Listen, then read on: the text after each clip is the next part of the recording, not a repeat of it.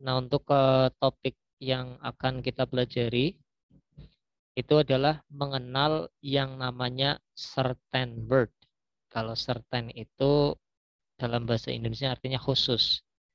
Jadi certain word ya kata benda khusus. Dan untuk materinya ini lebih ke hafalan ya. Ini hafalan. Nah, apa itu certain word? Jadi untuk certain word itu kata benda khusus. Dan kata benda khusus itu sudah ada daftarnya tersendiri. Dan di buku juga sudah ada di situ untuk daftarnya. Kalau di slide itu ada beberapa jenis certain word. Bisa melihat juga itu di slide. Di situ ada anybody, ya. Ada anybody, everybody. Itu kan sebuah kata-kata yang mungkin kita pernah mendengar ataupun pernah melihat di bacaan. Dan untuk kata benda khusus ini nanti biasanya digunakan sebagai subjek di dalam kalimat. Terus bagaimana kalau misal nanti kata benda ini digunakan di dalam kalimat, bagaimana cara mencocokkannya? Berarti kita harus tahu jumlah dari kata benda khusus ini. Nah, untuk jumlahnya itu dihitungnya tunggal. Jadi mau pakai yang anybody, anyone, anything, dan semuanya itu dihitungnya tunggal. Tunggal berarti satu. Kalau untuk spesifiknya, ya nanti tinggal dilihat. Kalau mengacunya ke orang, berarti dia kemungkinan bisa laki-laki, bisa juga perempuan. Tapi kalau misal mengacunya ke barang, ya itu pasti gantinya adalah it. Nah, kalau untuk he, she, it kemarin, misalkan menggunakan to be, jadi to be yang bisa dipakai adalah was ataupun is. Kalau untuk yang verb satu, jadi verb satunya yang harus ada s-nya. Untuk yang have sama has, berarti pilih yang has. Jadi kesimpulannya, kalau menggunakan subjek salah satu dari certain word ini, maka predikatnya harus yang tunggal ya. Kalau tunggal, predikatnya ada akhiran s-nya. Itu mau yang to be, mau yang verb satu ataupun yang have has, itu nanti dilihat kata kerjanya ada s-nya apa enggak. Nah, kalau untuk artinya, kalau any itu berarti siapapun, berarti anybody ya siapapun orang gitu. Bisa laki-laki, bisa perempuan. Anyone juga sama, siapapun. Anything ini artinya apapun. Jadi kalau anybody dan anyone mengacunya ke orang.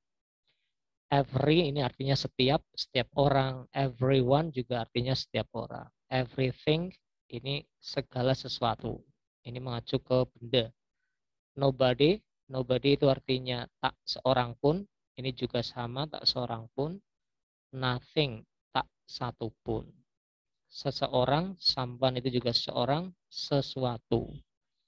Terus kalau pakai each ini kan sama every artinya setiap. Kalau setiap itu menandakan satu. Maka kalau diikuti benda, pasti bendanya jumlahnya satu. Misalkan each book. Jadi nggak mungkin each books. Kenapa? Karena each itu sama dengan satu. Nah, jadi ini kita perlu hafalan ya. Jadi materinya materi mudah sebenarnya, hanya untuk mencocokkan subjek dan verb seperti kemarin. Nah, kita lihat di sini ada kalimat everybody are going to the theater. Setiap orang itu pergi ke teater. Nah, perhatikan kata kerja yang digunakan. Di sini ada to be yang digunakan, maka to be itu kan nggak cuma are, ada is, am, are, was, were. Dan kita perhatikan subjeknya. Subjeknya itu menggunakan everybody. Everybody tadi adalah kata benda khusus. Ini berarti jumlahnya satu. Maka predikat to be-nya harus ada s-nya. Berarti yang is bisa, yang was juga bisa. Berarti nanti tinggal lihat daftar yang kata kerja kemarin yang tiga itu. Misal tidak hafal. Nah, itu sudah selesai untuk materi certain word. Mungkin ada pertanyaan. Silahkan Mas Rahmat, ada pertanyaan Mas Rahmat? Belum ada, Mister. Belum ada, paham kira-kira? Ya mengikuti dulu lah. Mengikuti dulu ya, ya, ya. Jadi itu adalah kata benda khusus yang nantinya bisa digunakan sebagai subjek di dalam kalimat, maka kata kerjanya juga harus cocok seperti kemarin. Kata benda khusus jumlahnya tunggal. Kalau diganti dengan kata ganti benda, pronoun itu dihitungnya he, she, ataupun it. Jadi kalau to be ya seperti yang kemarin. Nah, kita lihat untuk latihan soalnya. Di sini ada kalimat dua, tahunya ada kalimat dua karena ada penghubungnya yaitu that. Kita lihat subjek dan verb di kalimat pertama. Kalau subjek dan verb kalimat pertama nggak ada masalah karena it ya memang to be-nya menggunakan is. Tapi di kalimat kedua di sini ada subjek somebody. Somebody tadi hitungannya adalah tunggal, maka kata kerjanya pasti ada yang berakhiran s. Nah, kita lihat di sini admire ini adalah predikat verb nomor satu. Padahal kalau somebody predikatnya harus yang verb satu ada s-nya. Jadi ini jawabannya incorrect. Terus hati-hati nanti biasanya di antara subjek dan kata kerja ada kata keterangannya seperti ini. Dan kata keterangan itu biasanya menggunakan preposisi seperti in the building, itu preposisi. Of the doctors, itu juga preposisi. On the table, tapi kata keterangan juga bisa menggunakan kata khusus, yaitu kata yang berakhiran ly. Jadi ini juga termasuk keterangan. Kalau keterangannya anggap aja nggak ada, tinggal cocokkan subjek dan verbnya. Terus yang nomor dua, ini ada kalimat each of the doctors in the building needs. Nah, kita cari subjek dan verbnya dari depan. Ini subjeknya adalah each, ya. Jadi subjeknya each. Berarti kan dihitungnya tadi satu. Kalau satu, kata kerjanya harus yang ada S-nya. Nah, di sini ada needs. Berarti ini sudah tepat. Ini adalah verb nomor satu S. Jadi kita harus bisa membedakan ya untuk jenis kata kerja kemarin kan sudah ada 3 itu. Oke, silakan mungkin ada pertanyaan. Kalau tidak ada, kita langsung ke soal ya. Jadi kita langsung ke soalnya. Untuk Miss Mala bisa menyesuaikan Miss Mala. Jadi kita lagi belajar mencocokkan subjek dan verb sama yang seperti kemarin. Cuma subjeknya itu nanti menggunakan certain word ini. Ini namanya certain word, dihitungnya tunggal, maka nanti kondisikan dengan kata kerjanya, harus cocok.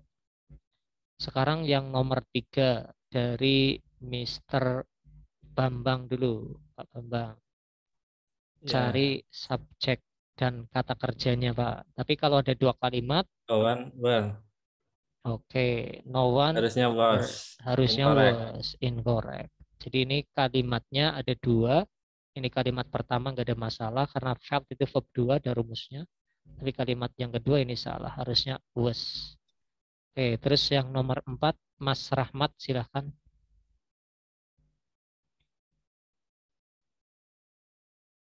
Ayo Mas Rahmat cari subjek dan verbnya Mas Rahmat.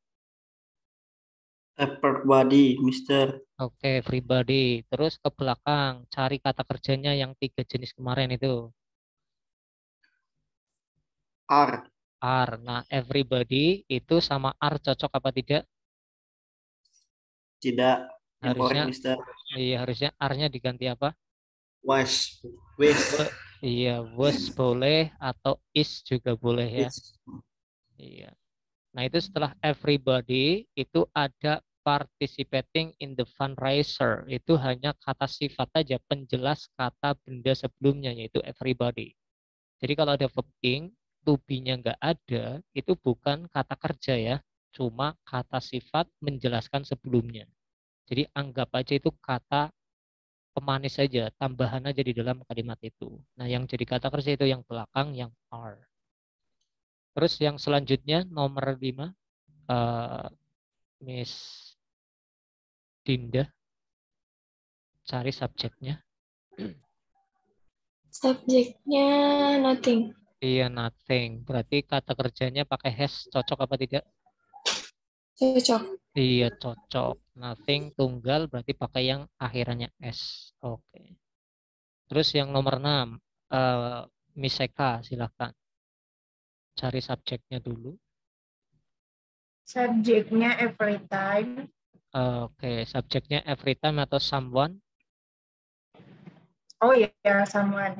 Iya, kalau every time itu kata keterangan ya, setiap waktu. Ya, Nah, yang jadi subjek adalah someone, terus sama kata kerjanya itu belakangnya cocok tidak? verbnya are ini correct. Iya, subjeknya itu sebenarnya adalah someone, tapi kata kerja di belakangnya itu, Miss, yaitu take. Oh, yang take ini. Iya, itu take-nya ada S-nya enggak belakangnya? Nggak ada. Enggak ada, berarti cocok apa tidak?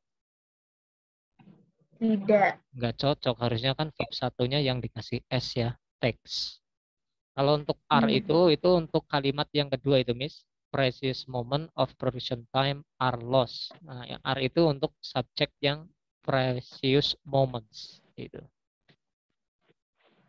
Oke, terus selanjutnya yang nomor 7. Miss Vista. Cari subjeknya dan kata kerjanya dulu. Subjeknya anybody. Oke, kata kerjanya. Is. Iya, itu yang tengah-tengah. Who goes to the top sampai dengan building. Kalau ada kalimat yang sebelumnya ada penghubung, itu hanya kalimat yang nomor 2. Nah, kalimat yang aslinya itu ya di luar, di dalam kalimat yang berpenghubung itu. Maka ini kita nggak usah perhatikan dulu. Yang diperhatikan kalimat utamanya. Dan sebuah kalimat dua itu kadang kalimatnya diletakkan di antara kayak gini nih. Nah, jadi anybody dan is itu cocok nggak, Miss? Cocok. Cocok, iya. Anybody jawabannya is cocok. Terus yang nomor 8, Mr. Setiawan. Cari subjeknya Sir dari depan dan kata kerjanya jangan lupa. Every man, woman, and children. Itu kira-kira subjeknya satu atau lebih dari satu, Sir? Satu, Sir. Apa iya satu, mah? Masa? Ini ada every man, setiap laki-laki, woman, dan anak. Berarti ada berapa ini orangnya? 3 berarti. 3, berarti lebih dari satu ya. Itu. Nah, kalau ada kata yang mau digabungkan menjadi lebih dari satu, itu biasanya ditambahkan penghubung seperti n ini. Nah, walaupun ada salah satu kata benda yang jumlahnya satu, cuma karena dihubungkan ya akan menjadi lebih dari satu. Oh iya. Itu. Terus di sini kata kerjanya are, berarti correct atau incorrect, Sir? Correct. Iya, correct. Terus nomor 9, Miss Mala. Hati-hati, ini ada 2 kalimat. Jadi analisa kalimat pertama dan kalimat kedua, subjek predikatnya cocok apa tidak.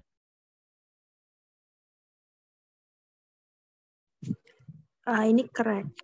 Iya, ini correct ya. Karena ada subjek yang kedua, yaitu setelah that, anything, kata kerjanya ya pakai yang ada S-nya, yaitu is atau was. Oke, terus terakhir nomor 10, Pak Rahmat, silahkan cari subjek predikatnya. Hati-hati ada 2 kalimat ini. The company, Mr. Iya, subjeknya the company, itu betul. Kata kerjanya reiterated, itu adalah kata kerja ed, itu kata kerja nomor 2. Rumusnya ada, berarti sudah benar. Nah, kita tinggal lihat ke belakang, Sir, itu ada that. That itu penghubung. Maka kalimatnya ada 2. Nah, kita lihat setelahnya that, ada subjek itu. Have. Iya, subjeknya apa setelah that? No? Nobody. Nobody. Iya, nobody pasangannya have cocok apa enggak kira-kira?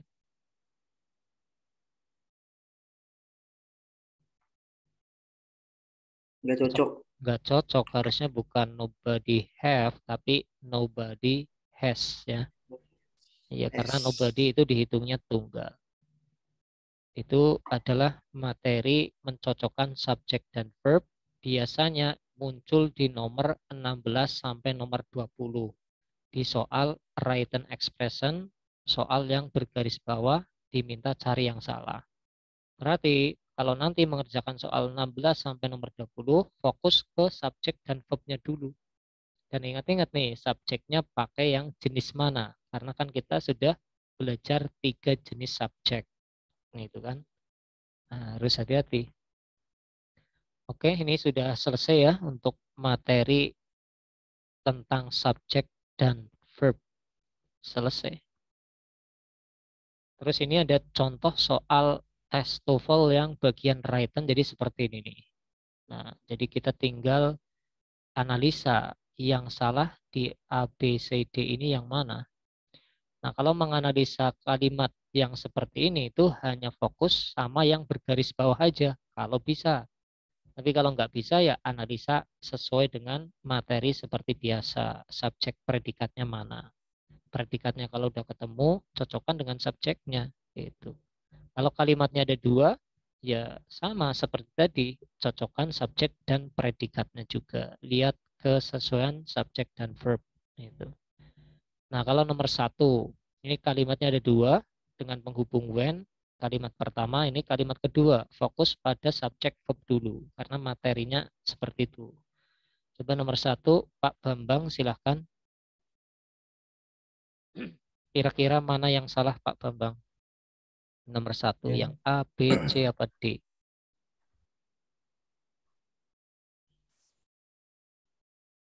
Ayo Pak, mana yang salah Pak? Nomor 1, subjeknya mana Pak Bambang? Nobody subject. Oke, kata kerjanya? No. Nah, kalau nobody itu berarti subjeknya tunggal apa jamak Pak? Tunggal. Tunggal berarti kata kerjanya nanti ada akhiran apanya Pak kalau tunggal? S. Itu no-nya ada S-nya apa tidak? Tidak ada. Berarti yang salah yang mana Pak? A. Yang A itu. Terus kalau kalimat kedua, subjeknya mana Pak? Kalau kalimat kedua. Ya. Kalimat kedua berarti kalimat setelah penghubungnya. Jadi di sini ada 2 kalimat. Kalimat kedua mana subjeknya? Ini penghubung Pak, when. Berarti kalimat kedua subjeknya adalah the process. Nah, berarti kan kata kerjanya mana? Kita lihat ini, was. Kita cocokkan ini proses tunggal apa jamak, Pak? Jamak. Kalau proses ini tunggal, Pak, karena tunggal. Iya, SS ini memang sudah satu kesatuan itu. Berarti kalau tunggal sama was cocok, Pak? Tunggal. Cocok ya. Cocok. Oke, berarti ini yang salah. A. Oke, terus berikutnya Miss Vista coba. Nomor 2 ini. Fokus ke subjek dan predikatnya dulu. Subjeknya mana? Sugars. Oke, ini ada S-nya berarti jamak ya. Kita lihat ke belakang, cari kata kerjanya mana. Is. Oke, berarti cocok apa enggak subjek dan verb-nya? Enggak. Enggak, harusnya is diganti apa? Are. Iya, are. Nah, iya betul. Are boleh, were juga boleh. Like ini bukanlah kata kerja, jadi ini like adalah preposisi, artinya seperti. Kalau yang artinya suka, itulah kata kerja, tapi ini bukanlah bermakna suka, tapi bermakna seperti. Gula seperti glukosa itu terbuat dari karbon dan lain-lain. Nah, jadi yang salah ini is. Jadi kita fokus ke subjek verb dulu. Terus yang nomor 3, Miss Eka mungkin mau coba. Ini materi yang dari skill 11 pertama itu kemarin dan sampai skill yang sekarang ini kan ada jenis-jenis subjek itu kemarin. Nomor 3 dari depan itu. Part of the electricity. Subjeknya mana, Miss Eka? Subjeknya yang part of the electricity. Iya, betul. Kemarin kan ada materi expression of quantity. Masih ingat itu? Ada all of, most of. Oh ya. Nah, part of itu termasuk expression of quantity bukan kemarin?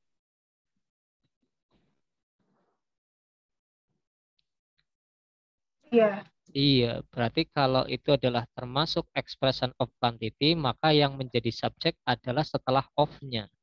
Kita lihat setelah of-nya itu the electricity itu tunggal atau jamak.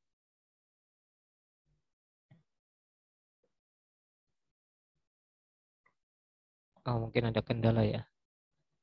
Ya, electricity itu, Halo. iya, ya Miss Eka. Ya. Oke, berarti electricity itu adalah tunggal. Berarti kita cek ke belakang, Miss Eka. Cari kata kerjanya ke belakang lagi. Kata Belakang, kerjanya yang belakang. Nah,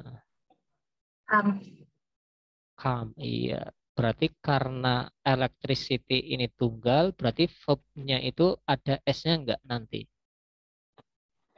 harusnya ada. Harusnya ada, tapi ini enggak ada. Harusnya comes. Ini Iya. verb nomor 1. Berarti yang salah C ya. Ini today C. cuma keterangan. Iya, used ini bukan kata kerja, tapi ini kata sifat menjelaskan ini. Artinya kan yang digunakan. Itu. Ini contoh soal tes TOEFL seperti ini. Oke, mungkin ada pertanyaan, silahkan. Nah, ini untuk latihannya nanti ya, kalau misalkan kita udah belajar materi semuanya, kita nanti belajar seperti ini, soal-soal kayak gini nih. Gitu. Biar nanti terbiasa untuk mengenali soal yang bergaris bawah. Oke, baik. Seperti itu untuk materi yang awal, pertama tentang subjek dan verb. Dan sekarang kita masuk ke materi berikutnya, yaitu skill 15. Skill 15. Skill berapa ya? Skill 16. Skill 16, 17, dan juga skill 18. Jadi kita belajar 3 skill. Untuk skill yang selanjutnya itu setelah skill 13 kan 14 dan 15. Nah, itu dilewati dulu. Karena itu penjelasannya agak lama. Kita masuk ke topik baru, yaitu topik penggunaan kata kerja dalam bahasa Inggris. Kalau kita sudah belajar tentang tenses itu biasanya udah tahu, udah paham. Tapi kalau misalkan belum, nah ini cara cepatnya untuk mengerjakan soal yang berhubungan dengan penggunaan kata kerja. Jadi skill 16 sampai dengan skill 18 itu hanya membahas bagaimana cara menggunakan predikat yang benar. Gitu. Sebelum masuk ke situ, saya akan memperkenalkan dulu ya tentang istilah dari kata kerja. Jadi kata kerja yang pertama itu ada jenis main verb. Main verb itu kata kerja utama. Kata kerja yang ada artinya di dalam kalimat. Karena dalam kalimat itu kadang menggunakan satu kata kerja, misalkan I go to school. Itu kata kerjanya adalah go. Kadang juga bisa menggunakan gabungan kata kerja. Contohnya misalkan I am studying. Nah, yang jadi kata kerja utamanya itu yang ada artinya, yaitu studying. Kalau am itu hanya kata kerja pembantu. Jadi am itu digunakan untuk membantu verb satu ing agar kata kerjanya bisa berdiri, bisa benar, biar ada rumusnya. Nah, itu kan kalau yang am nggak ada artinya. Nah, sekarang untuk kata kerja yang main verb itu ada beberapa jenis ya. Yang pertama adalah verb 1. Kalau verb 1 itu ya verb yang pertama kali. Misalkan makan ya eat. Nah, itu yang pertama kali. Yang biasa kita ucap. Pergi, go. Terus ada juga verb 1 yang dikasih S. Misalkan go jadi goes, eat jadi eats. Itu adalah verb 1 S. Namanya present verb. Terus untuk verb 2 itu namanya adalah past verb. Kalau verb 2 itu biasanya akhirannya ed. Misalkan play jadi played. Ada juga predikat yang nomor 2 itu dari verb 1 ke verb 2 nggak berakhiran ed. Itu namanya kata kerja yang perubahannya tidak teratur, harus hafalan. Misalkan go, kata kerja nomor 2-nya bukan goed, bukan, tapi went, W-E-N-T. Nah, Berarti kalau untuk verb yang tidak teratur, sedikit harus hafalan. Yang bagaimana? Yang umum-umum, yang biasanya kita gunakan dalam kehidupan sehari-hari. Kayak makan, tidur, menulis. Terus selanjutnya ada verb nomor 3. Kalau verb nomor 3 itu dalam bahasa Inggris istilahnya adalah past participle. Dan verb 1 berakhiran ing itu namanya present participle. Dan itu adalah macam-macam kata kerja di dalam bahasa Inggris. Dalam penggunaannya ya terserah kita mau menggunakan verb nomor berapapun terserah, yang penting rumusnya benar sesuai aturan dari tata bahasa. Terus hubungannya dengan soal written bagaimana? Ya, soal written kan nanti nggak cuma mencocokkan subjek dan verb. Kadang ada yang menguji penggunaan kata kerja. Apakah kata kerja yang digunakan itu tepat atau tidak. Nah, jadi yang pertama kita kenalan dengan istilah verb dulu. Terus yang berikutnya ada juga jenis auxiliary verb. Auxiliary verb itu kata kerja bantu. Namanya kata kerja bantu ya gunanya untuk bantu-bantu. Nah, nanti untuk bantu yang mana? Untuk membantu kata kerja utama. Itu ada verb 1 dan lain-lain sampai verb 1 ing. Jadi auxiliary verb itu nanti gunanya untuk membantu saja. Apakah semua kata kerja utama harus dibantu? Enggak. Jadi hanya ada beberapa saja yang perlu dibantu. Untuk macam auxiliary verb itu yang pertama ada to be, macam-macamnya ada is, am, are, was, were, be, dan been. Nah, itu bisa dihafalkan. Kalau kita menjabarkan kan terlalu lama ya. Jadi singkat aja to be. Terus yang berikutnya ada kata kerja bantu have, macamnya ada have, has, dan had. Dan yang terakhir ada kata kerja bantu modal. Itu nama saja ya. Macam-macamnya ada will, would, can, could, dan lain sebagainya. Jadi itu adalah kata kerja bantu. Nah, sekarang kita masuk ke skill yang 16. Kita akan belajar bagaimana cara menggunakan verb nomor 3, verb 1 ing, dan verb nomor 1 murni. Verb nomor 1 murni ya yang ini. Biasa, belum ada tambahan. Untuk skill yang 16 itu membahas tentang kata kerja nomor 3. Di sini harus hafal ya, verb nomor 3. Kalau verb nomor 3 itu ada yang teratur. Kalau teratur itu dari verb 1 ke verb nomor 2 dan verb nomor 3 cukup kasih ed.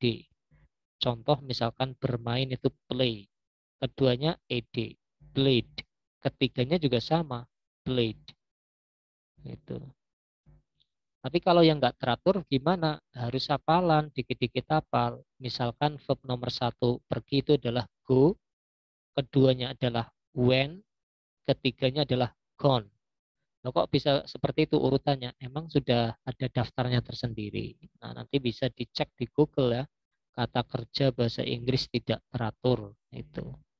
Kalau nggak masuk di dalam kategori yang tidak teratur ya masuknya di yang teratur gitu. Nah, sekarang cara menggunakan verb nomor 3 itu adalah harus ada kata kerja bantu have terlebih dahulu sebelumnya. Jadi kesimpulannya, kalau ada kata kerja bantu have, baik itu have itu sendiri, has maupun had, maka harus diikuti verb nomor 3. Jadi nggak ada setelah have, has, had diikuti verb 1, nggak ada rumusnya.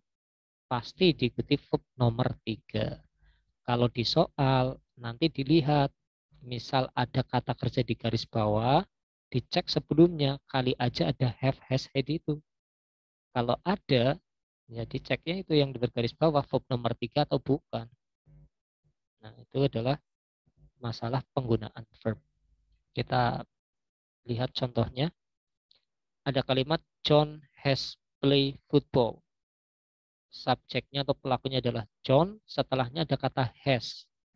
Nah, has itu tadi adalah kata kerja bantu yang harus diikuti verb nomor 3. Kita cek, played. Nah, kalau setelah has itu langsung ketemunya ed, itu sudah jelas pasti verb nomor 3. Terus yang selanjutnya adalah I have gone to school. Subjeknya adalah I, ada kata kerja bantu have itu, maka harus ketemu verb 3, gone. Nah, ini kok nggak ada ed, nggak berakhiran ed. Apakah itu verb nomor 3? Nah, di sini kita perlu kosakata verb nomor 3. Jadi gone itu memang verb nomor 3 dari kata kerja pertama yaitu go. Jadi I have gone itu sudah benar. Yang berikutnya adalah the boy had written. Itu juga ada kata kerja bantu had, maka setelahnya verb nomor 3 yaitu written. Nah, itu ya. Jadi untuk ciri-ciri verb nomor 3 biasanya berakhiran ed dan juga biasanya berakhiran en, written, seen, taken, eaten. Itu kalau misal kita belum hafal seluruhnya. Kita perhatikan di situ ada kalimat they had walked to school. Subjeknya they ada had, maka harus ketemu verb nomor 3. Loh kok walk itu kan bukan verb nomor 3, tapi verb nomor 1. Taunya itu verb 1, kan nggak ada tambahan akhiran itu setelah walk. Maka harusnya dibikin verb nomor 3 seperti yang sebelah kanan. Jadi had walked. We have see. See itu juga verb 1. Padahal sebelumnya ada have-nya, harusnya seen. Took jadi taken. Atau jadi eaten. Have did. Ya, itu did kan verb nomor 2 ya. Verb nomor 3-nya adalah done. Artinya mengerjakan. Sebagai tambahan, ini ada kata kerja bantu have kan tadi 3 ya. Have, has, had. Tambahannya having. Nanti kalau ada having, belakangnya ya harus verb nomor 3. Itu tinggal hafalkan aja ini. Itu. Oke, selesai untuk materinya ya. Kata kerja bentuk ketiga.